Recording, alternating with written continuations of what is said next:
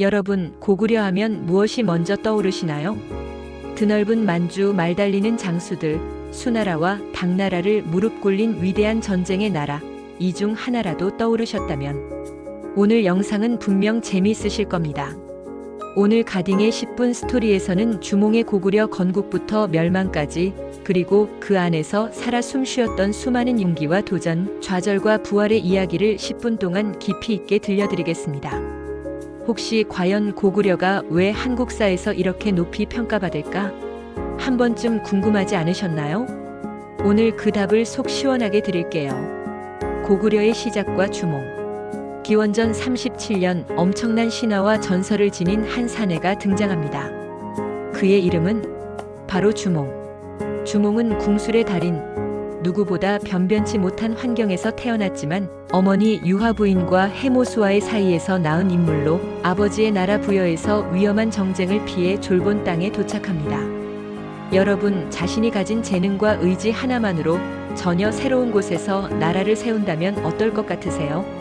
주몽은 젊은 시절부터 분명한 목표 의식을 가지고 새로운 진영을 구축했고 부족 연합체였던 고구려의 씨앗을 틔웁니다. 졸본성에서의 첫 왕위 즉위, 그리고 다양한 부족을 하나로 모으는 과정. 단순한 왕의 탄생이 아니라 이민족 집단의 연합이라는 점에서 고구려 건국은 남다른 의미가 있었습니다.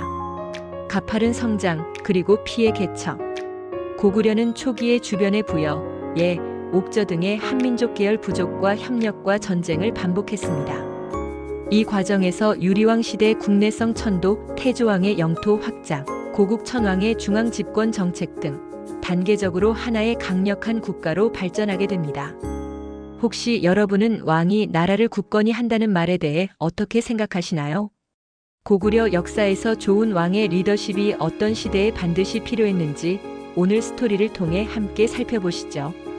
특히 주몽과 그 이후 지도자들은 단순한 정복이 아니라 민심을 얻고 치안을 안정시키기도 했습니다.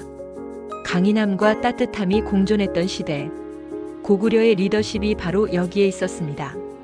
진정한 대제국, 광개토대왕과 장수왕의 시대. 고구려의 황금기를 논할 때 빼놓을 수 없는 인물이 있습니다. 바로 광개토대왕. 20세에 즉위해 단 22년간 한반도 북부와 만주 일대를 통째로 지배하며 주변국을 두려움에 떨게 만들었죠. 혹시 광개토대왕 능비를 들어보셨나요? 이 비석에는 중국, 일본을 오가며 펼쳤던 고구려의 위상을 직접적으로 기록하고 있습니다. 장수왕은 광개토대왕의 아들로 장장 79년간 왕위를 지킵니다. 지금의 평양으로 수도를 옮기며 한반도 남부까지 세력을 뻗었고 백제의 한성을 함락시키며 정복 왕조의 진면모를 보여줬습니다. 그리고 중국 수나라, 당나라와 숨막히는 대결, 살수대첩, 안시성 전투 등 무수히 많은 명승부가 펼쳐집니다. 진정한 호전적 국가이자 동북아시아 국제 질서의 주인공이었다고 해도 과언이 아니겠죠. 여러분, 외세 침입에 맞서자라는 주제로 지금도 회자되는 전투 장면, 어떤 것이 가장 인상 깊으셨나요? 고구려의 문화와 숨은 삶 이야기. 하지만 고구려는 단순히 전쟁, 무력만 엄청난 게 아니었습니다.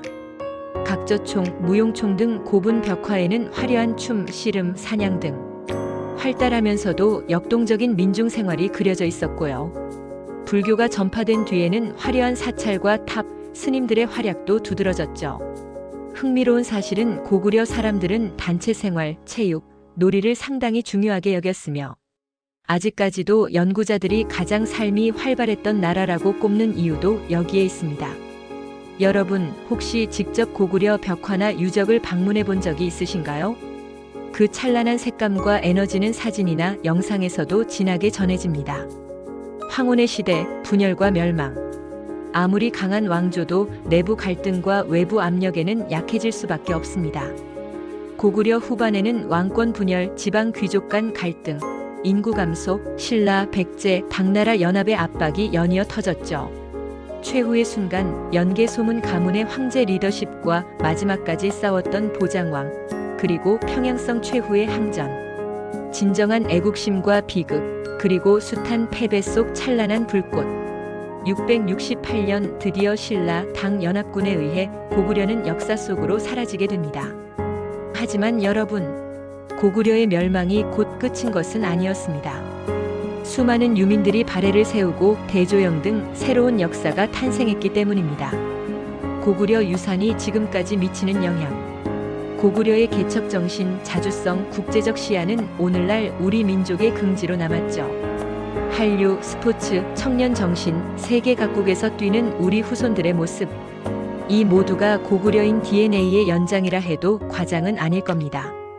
고구려식 성곽, 벽화, 왕릉, 활달한 추억, 도전하는 기상 모두가 지금도 우리 곁에서 살아 숨쉬고 있습니다. 오늘 영상 어떠셨나요? 여러분이 직접 경험하거나 자녀, 손주와 나누고 싶은 고구려 이야기가 있다면 댓글로 꼭 남겨주세요. 내가 생각하는 고구려의 진짜 매력, 가장 인상 깊었던 고구려 영웅, 고구려의 유물을 직접 본 경험 등 공유해 주시면 다음에 구체적으로 심층 탐구해 드리겠습니다. 역사는 먼 땅의 먼 이야기가 아니라 오늘의 내가 바로 서기 위에 보는 거다라는 말이 있습니다.